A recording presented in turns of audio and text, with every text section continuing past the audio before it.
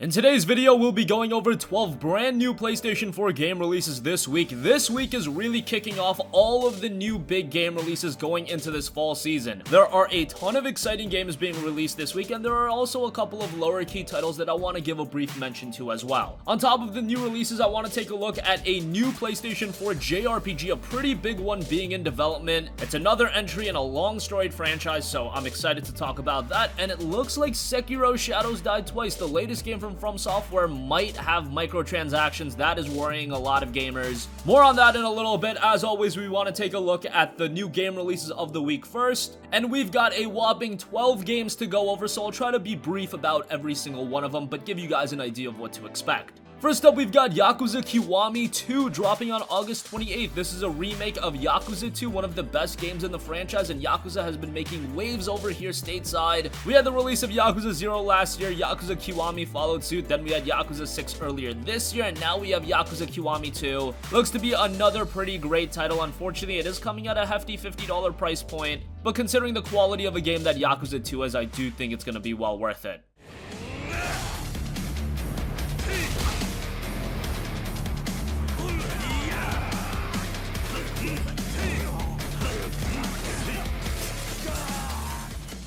Next up, we have Strange Brigade, also dropping on August 28th. Strange Brigade is a third-person shooter with a huge emphasis on cooperative gameplay. You assume the role of an adventurer in the 1930s and can team up with 3 other players to fight against different mythological enemies like mummies, giant scorpions, and minotaurs. The game has 4 playable characters who can be customized, have different weapons and abilities.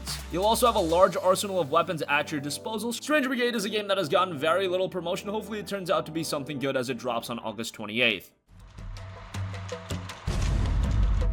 By Jove, bigger guns! What a time to be alive!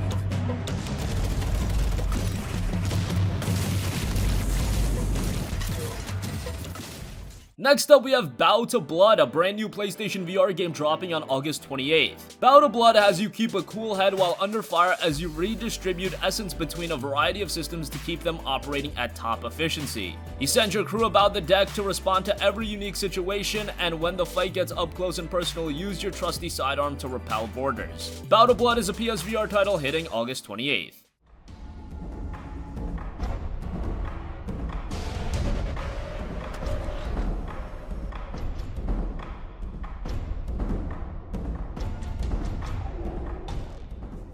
Next up, we have another very exciting PlayStation VR title, a game that I'm personally very much looking forward to, and that is Firewall 0 Hour, which is releasing on August 28th. Firewall 0 Hour is often being compared to Rainbow Six Siege, but the difference about Firewall 0 Hour is, of course, that this is a game designed for PlayStation VR, and now you can really see that these big, more complex experiences are starting to come over to PSVR. This is a multiplayer-centric game. You choose from 12 experienced mercenaries and familiarize yourself with upgradable weapons. Will you lock and load with the attacking squadron tasked to obtain a valuable data in a hostile environment, or will you be on the front lines of the defending team? For those of you with PSVR, if you dig multiplayer games, this is one to absolutely check out. Firewall 0 Hour drops on August 28th.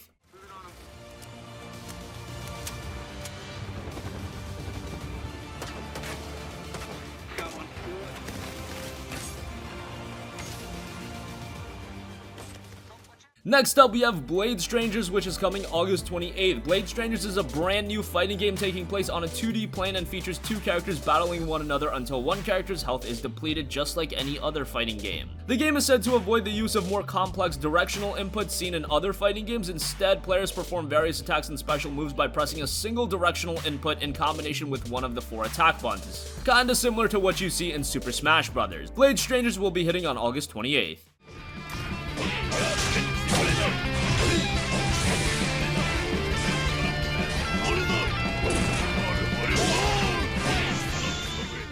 Next up, we have Donut County coming on August 28th. Donut County is a story-based physics puzzle game where you play as an ever-growing hole in the ground. You meet cute characters, steal their trash, and throw them in a hole. It's a pretty charming game, nothing to get super invested into, but I can always appreciate these smaller bite-sized experiences as Donut County is being released on August 28th.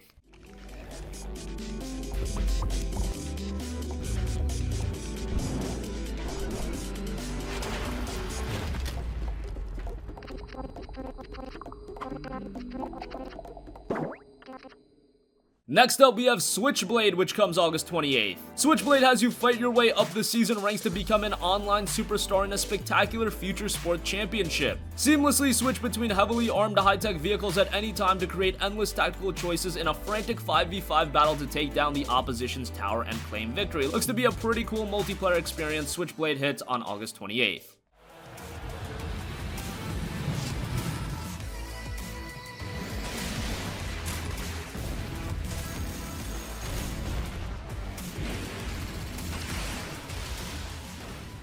Next up, we have Bad North coming August 28th. Bad North is a charming but brutal real-time tactics roguelike. You defend your idyllic island kingdom against hordes of Viking invaders, and as you lead the desperate exodus of your people, command your loyal subjects to take full tactical advantage of the unique shape of each island. Everything is at stake in Bad North as it comes August 28th.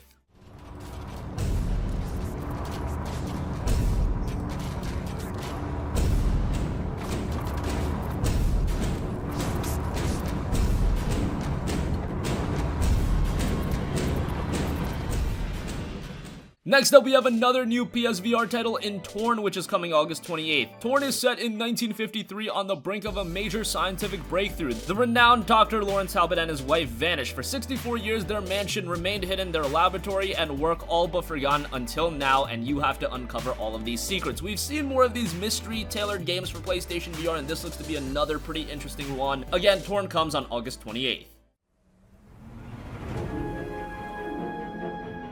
What happened to this place? Follow me. I have a wife. She's here. But I don't know where. Next up, we probably have the best game coming this week, and that is Divinity Original Sin 2 coming August 31st. Now, I can say safely that this will probably be the best game this week because Divinity Original Sin 2 has already been released on PC, and it is heralded as one of, if not the best PC RPG of all time. And with this version of the game, it is the definitive edition. You've got a lot of improvements, so an already incredibly well-received game gets even better. Just bear in mind, this is a game that doesn't hold your hand all too much, but in this version, you do have the inclusion of a new story mode that's going to make the combat a little bit easier. So for those of you that want an easier experience, Divinity Original Sin 2 will definitely offer that as it comes August 31st. His companions. Right you are. Lead the way. Your personality and background will determine your dialogue choices, quests, and challenges as you journey to replace the lost divine.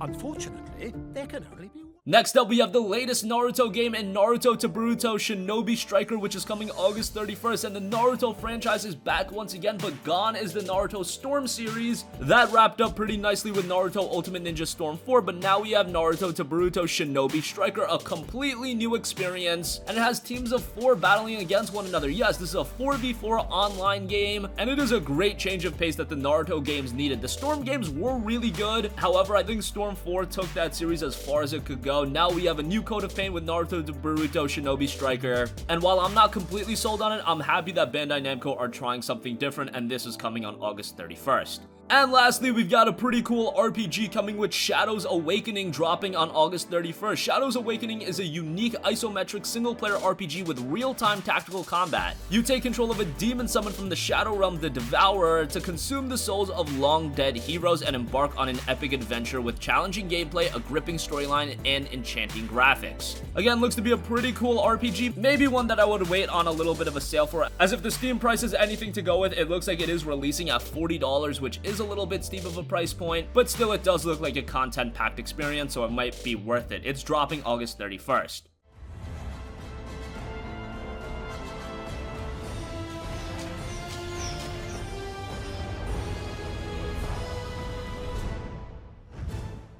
So those are all of the new game releases this week. Again, a lot of smaller key titles, but we also have some major game releases. Yakuza Kiwami 2 is going to be awesome. Firewall 0 Hour, I see a lot of potential in it, and I'm interested to see how they transition a tactical first-person shooter to PlayStation VR. That's a very new experience on that platform. Divinity Original Sin 2 is going to be absolutely fantastic, and I'm excited to see what the next step for Naruto is in the video game world with Naruto to Boruto Shinobi Striker. Hopefully it turns out pretty well. All of those games are being released this week. Let us know which ones, if any, you're planning to pick up. Next up, moving on from that, we've also got to talk some news, and it looks like the next Ys title is in development, and it's set after Ys 8. This will probably be Ys 9, I would imagine. And this comes directly from Falcom president Toshihiro Kondo, and he told French website Act2 Gaming, quote, regarding the Ys series, we are working on a new game. It will not be a remake, but a brand new title. It'll be about Adol, and it'll be right after the events of Ys 8. I hope you look forward to it. Ys 8 has been one of the best received JRPGs of all of this generation. Yes, visually speaking, it doesn't look like it's anything incredible, but this is a very, very good game. A lot of content, a really good story, and the Ys games have always been very consistent in delivering great JRPG experiences.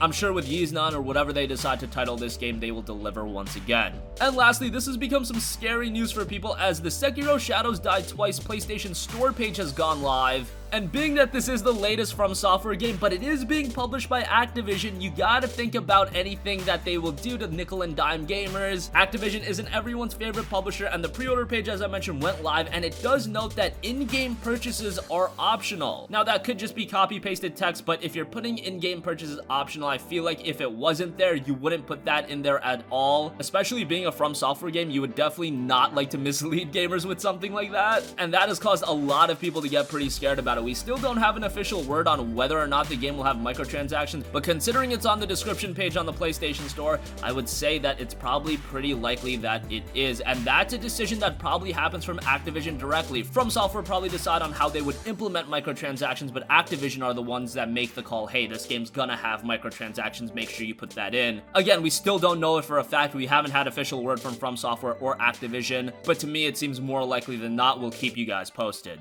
So that is going to conclude this video. Again, we've got 12 new PlayStation 4 games this week. Let us know which games you're planning to pick up. The next Ys title looks to be in development, and it is set after Ys 8. It is a brand new Ys experience, so hopefully that comes sooner rather than later, and hopefully it turns out to be a PlayStation 4 game. These games do typically take quite a while to develop, so I wouldn't be surprised if this is pushed on to future generations. But it's not like Ys is really a franchise that needs the power of new consoles, so I'm sure it'll be able to run fine on the PS4. And lastly, make sure you give us your thoughts on Sekiro Shadows Die Twice, possibly including microtransactions. Is that a big turnoff? Let us know. That's gonna wrap up this video. Sound off with all of your thoughts in the comment section down below. Thank you for watching, and goodbye.